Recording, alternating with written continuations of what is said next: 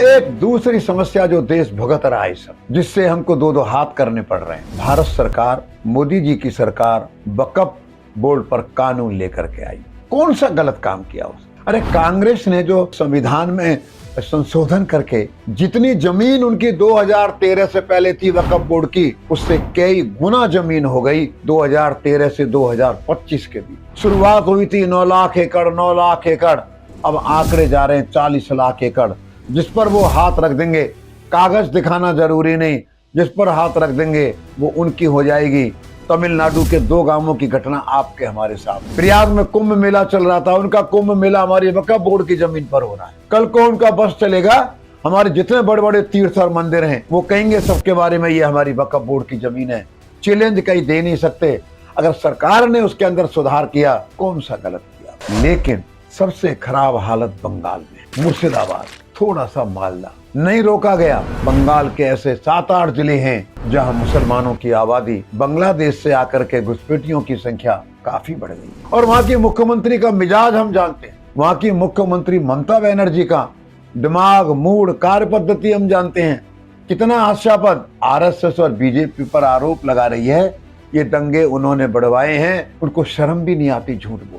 हनुमान जी पर शोभा यात्रा निकले तो पथराव होता है, रामनवमी पर शोभा यात्रा निकले तो पथराव होता है, चुनाव आ जाए तो पथराव होता है, लड़ाई होती है। और पिछले विधानसभा चुनावों को याद करिए, संघ और भाजपा के कार्यकर्ता और हिंदू समाज के कितने लोग मारे गए, कितने लोगों के घर जला दिए गए। 2-2.5 लाख लोग भाग करके आसाम और बाकी जगह चले गए। सरकार को उसी समय सख्त कदम उठाने चाहिए, चाहे पंचायत के चुनाव आ जाए, चाहे विधानसभा के आ जाएं, चाहे लोकसभा के आ जाएं। ममता बनर्जी जैसा व्यवहार पर ये ऐसी महिला है, ये ऐसी मुख्यमंत्री है, इसको शर्म भी नहीं आती। वो जो हॉस्पिटल का डॉक्टर महिला के साथ जो व्यवहार हुआ, आपने हमने वो भी देखा है। ना वो केंद्र सरकार को कुछ समझती है, ना वो हाई कोर्ट को कुछ समझती है कलकत्ता के, ना वो गवर्नर को कुछ समझती है। कितना भ्रष्टाचार, कितना करप्शन है इस देश की हिंदू जनता चाहती है। इंदिरा गांधी जरा सी बात होने पर सरकारों को बर्खास्त कर देती। राम जन्मभूमि आंदोलन में याद करिए, राजस्थान, मध्य प्रदेश और उत्तर प्रदेश की सरकारें केंद्रीय कांग्रेस की सरकार ने बर्खास्त कर दी। इतने समय से हिंदुओं पर इतने अत्याचार हो रहे हैं। भाई और बहनों, अब विचार तो करो, आज से और 5-6 साल के बाद क्या होगा। 30% मुस्लिम आबादी है इस समय। बांग्लादेश से आया हुआ घुसपैठिया वो 70 लाख है कि 1 करोड़ है, वो इसके अलावा है। आप समझिए कि आने वाले समय में बंगाल जाएगा।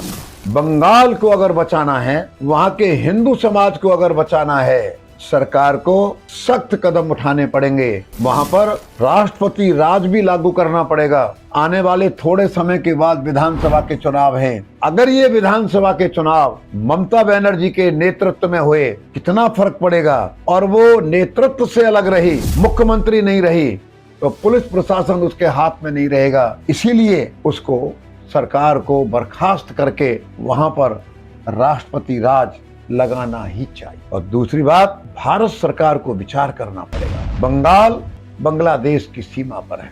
सांख्यिकी बदल गई कितने जिलों की। देखिए आप, बंगाल के इस तरह से 2-3 हिस्सों में बांट दें, जहां हिंदू बाहुल्य है वहां विधानसभा रहे, उसको अलग प्रांत की मान्यता दी जाए। परंतु जहां मुस्लिम आबादी ज्यादा हो गई है, घुसपैठिए ज्यादा आ गए हैं, देश की सुरक्षा का सवाल है, कोई तुष्टीकरण का सवाल नहीं है, उसको दिल्ली और जम्मू कश्मीर की तरह ऐसा बना दें, उसकी ताकत अलग प्रांत बना करके केंद्र सरकार के हाथ में, और उन घुसपैठियों को बाहर बांग्लादेश की तरफ भगाना शुरू करें। करना ही पड़ेगा, इसके अलावा कोई चारा नहीं है भारत सरकार के पास। और अगर मोदी जी और अमित शाह भी नहीं कर पाए तो जनता को बड़ा निराशा का हाथ लगे। उम्मीदें हैं, हमने कितने चुनावों में बीजेपी संघ इन कार्यकर्ताओं को पिटते देखा है, मरते देखा है, केंद्र की तरफ आशा भरी नजरों से आंख उठाकर देखा है, भैया कुछ तो करो। जो मुस्लिम आबादी के जिले ज्यादा हो गए, वहां से घुसपैठियों को निकालना, और दूसरी बात, उसको केंद्र शासित प्रांत बना देना, ये करना पड़ेगा। ये वक्त की आवश्यकता है। देश की अखंडता, देश की सुरक्षा का सवाल है।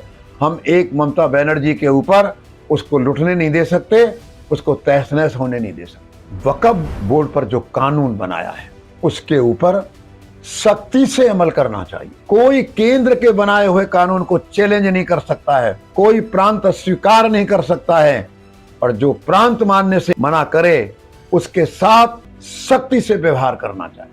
हमने बहुत भुगता 1000 साल में, अब हम किसी को देश के टुकड़े होने की इजाजत किसी को नहीं दे सकते। हम वक्फ बोर्ड को इजाजत नहीं दे सकते, जहां तुम हाथ रख दोगे वो जमीन तुम्हारी हो जाएगी।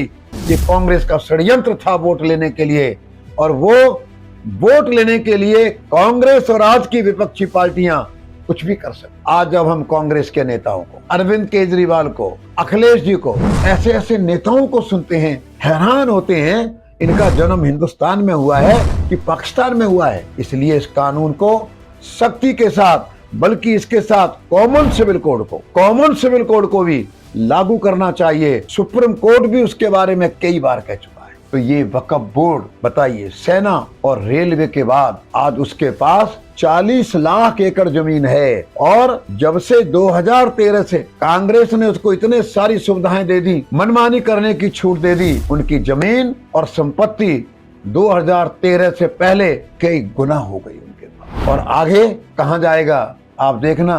कल को वो संसद पर क्लेम करेंगे, सुप्रीम कोर्ट पर क्लेम करेंगे, हमारी आर्मी का हेडक्वार्टर होगा उस पर क्लेम करेंगे। बताइए, इस देश के नेताओं को वोट के चक्कर में शर्म भी नहीं। थोड़ी गलती तो हमारी भी है। काश इस देश का जनमानस, इस देश का सनातन धर्मी, इस देश का हिंदू जनता जग जाए, इकट्ठी हो जाए। इनकी हिम्मत नहीं पड़ेगी ये काम करने की। जैसे रावण के प्राण नाभि में बसते थे, इन सारे विपक्षी पार्टियों के प्राण नाभि की तरह वोट के अंदर बसते हैं, वोट के अंदर। और जब हिंदू समाज खड़ा हो जाएगा, और जब इनको लगेगा कि तुम चुनाव नहीं जीत पाओगे अगर हिंदू के साथ ठीक व्यवहार नहीं करोगे,